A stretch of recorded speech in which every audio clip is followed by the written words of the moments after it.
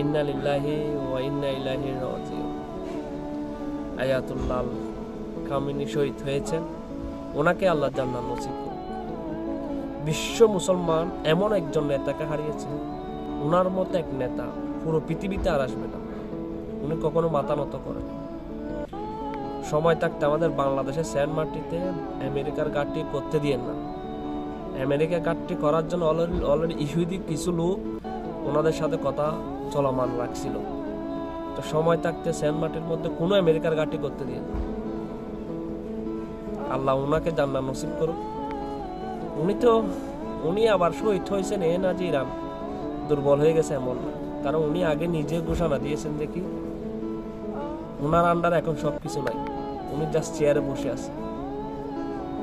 So আশা করে বুঝতে পারতেছেন, সবাই ওনার জন্য দোয়া করবেন, ওনার ফ্যামিলির জন্য দোয়া করবেন, ওনার দেশ যাতে ভালো থাকে, সব দেশ যাতে ভালো থাকে, এটাই কামনা। সবাই ভালো থাকবেন, সুস্থ থাকবেন। আল্লাহ হাফেজ।